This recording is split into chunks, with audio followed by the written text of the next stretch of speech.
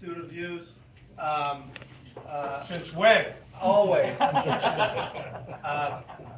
Mayor Hedlund needed. He only said that because you're here, Dale.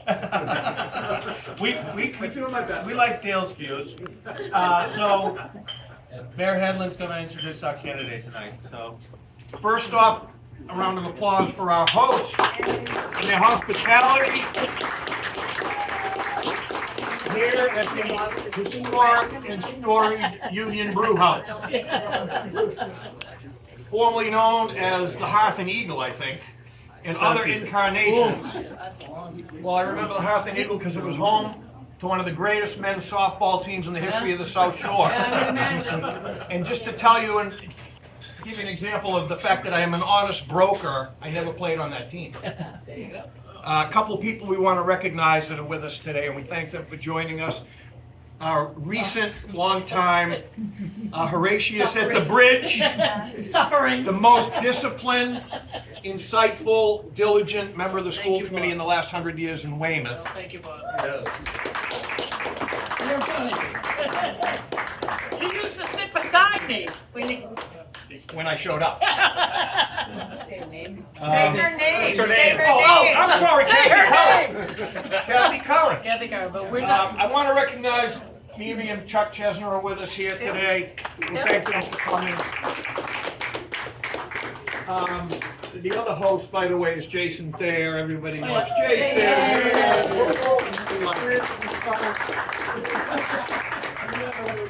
We allowed safe passage from Hingham.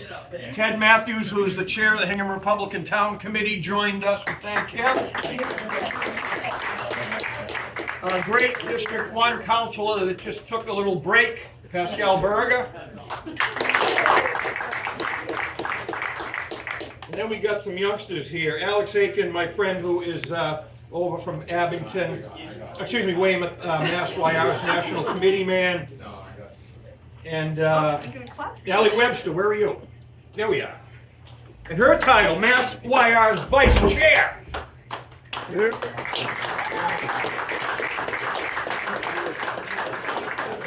All right, I'm forgetting folks, but I do want to thank everyone that's here. I know that Ray said that we allow all viewpoints here. We got a couple of people I know that we need to win over tonight. Dale told me he has an open mind, and I was shocked to learn that he's a registered unenrolled. So we really got a shot at that. Some of my old campaign workers are here. I'm not going to single them all out, but I want to thank them for joining us. And in a couple of minutes, our guest of honor, Elizabeth Dionne, is going to tell you a little more about the Treasurer's office. But by way of an introduction, I've served with a number of treasurers on my time on Beacon Hill. And I like to think I'm a student of history. I love history. And you probably have before you the most qualified candidate. I know I said that about Kathy, and that was a little bit of hyperbole, but now I really mean it. Way too long. She's been in for 3 terms. She's entitled. I'm willing to say she's corrupt, and it is time to vote her out. So why are we losing our young people? We're losing them because of an affordability crisis. We are the second most expensive state in the nation to live in right now. We're top 3 for utilities costs. We're 4th in the nation for property tax. We are 4th in the nation for population loss. We would be 1st, except that as our taxpayers are leaving, they're being replaced by migrants who have come here, made a very rational decision, to come to the state that gives them the most generous welfare benefits in the nation. So we have spent $4.5 billion on migrants that is not available for our cities, our towns, our firefighters, our police officers, our teachers, our roads, our sidewalks. We are desperate for money at the local level, and it is and veterans too. Thank you.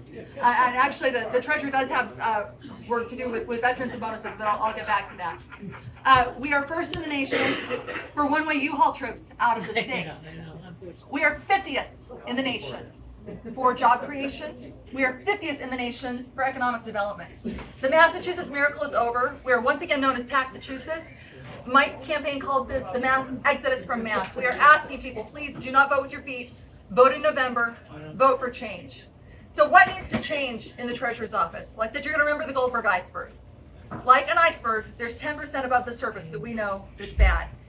There is 90% lurking beneath the surface that we've got to get to the bottom of before we can clean it up. So we know that the Cannabis Control Commission has been in disarray. We know that there's been thefts from the Unclaimed Property Division. There's a lot of bad stuff that we know. If we know there's a lot more that we don't know. Right. I'm going to tell you 3 things that I'm pledging to do as your taxpayers' treasurer. The first, wasteful spending. The treasurer generates the most money for local aid. Again, local aid is our frontline government services. We deliver for the people. I'm a select board member in Belmont. I deliver for my constituents. But I can't. When the state budget has doubled, but local aid's only gone up 25%, I cannot deliver for my constituents. A major reason that I'm running for treasurer is to maximize the amount of money that we can return to cities and towns and taxpayers in local aid. So I'm going to give you a couple of examples of her wasteful spending. And this will also tell you what kind of a woman she is. Heir to the Stop and Shop fortune, over 3 years, she spent $300,000 on travel. How did she spend $300,000 on travel? We have no idea. We've submitted a public records request. Surprise, surprise, we've received nothing back. She requisitioned my records from Belmont. Guess what Belmont spent for me to travel? 0. As your taxpayer's treasurer, I believe in something called Zoom, or better yet, not hanging out at my second home in Palm Beach, which I don't have, but she does. I will be in the state. I will be a full-time resident who works full-time for you as the treasurer. We now have, Yeah. and the Democrats said, genius, but we can't let him get the credit. They took it away legislatively and they gave it to the treasurer. treasurer. Add that to your list. Yes, okay, I'll add MSBA. The other problem with MSBA was it very quickly became a source of patronage. I call it the education industrial complex. I'm not gonna go into the details on this, but there are a bunch of industries that are all in bed with each other, scratching each other's backs. And every dollar that's wasted on a $660 million high school in Lexington or the $1 billion high school that's being planned for Boston is a dollar that is not available for smaller cities and towns. And we've had yet another report issued that the MSBA is not looking out for rural or smaller districts. It is disproportionately benefiting wealthier urban districts. You talked about the lottery. So among other things, the incumbent, Deb Goldberg, has requested a 60% increase in the lottery's advertising budget this year. Wonder what this year is. An election year. I wonder whose name is going to appear on those ads. So we're calling her out on it. But she's just shameless about it. Shameless. I mean, you may remember that Tim Cahill got criminally indicted for doing the same thing in 2012, although it was cleared. But the point is, he was nowhere near as egregious as she's being about it. A little bit about me. You know, I'm a mom. I'm also an attorney. I am a teacher of constitutional law and political law at the college level. But most importantly, for the last 10 years, I've been an elected local government official. I'm currently on the select board in Belmont. I've had 10 cycles of budgeting experience, and that is the absolute best preparation for the treasurer's office. So I could go through a lot of things that I did. I earned a reputation as a relentless reformer in Belmont. We reformed a lot of our financial processes. We reformed our zoning code to be more business friendly, to allow more commercial development. But the most important thing that you need to do is, because of the long-term budgeting measures that I put into place, and Belmont's pretty progressive. We got the progressives and the conservatives and the middle to come together to agree to a revenue-based, balanced budget that did not use reserve funds. First time in my memory that it happened, and that's what I did as select board chair. And that's the kind of passion that I will bring to the treasurer's office. This race is winnable. It is. I can't tell you the number of Democrats who detest this woman. She is that bad. I have had literally 3 members of the Democratic State Committee tell me they are supporting me. Nice. We know that there are Democratic representatives who are supporting me, but the word has got to get out. They know because they know how bad she is. But I need you to tell your friends, your neighbors, your family members. So please go to my website, votedionne.com, votedionne.com to sign up for my updates. We need your signatures so I can get on the ballot. Need 5,000 signatures. We need your donations. Doesn't matter how small they are. Every donation represents a vote. Every donation gives me credibility when I go to big donors asking them for dollars as well. So again, votedionne.com. Thank you so much for being here tonight. God bless the United States of America. God bless Massachusetts. God bless you. Amen.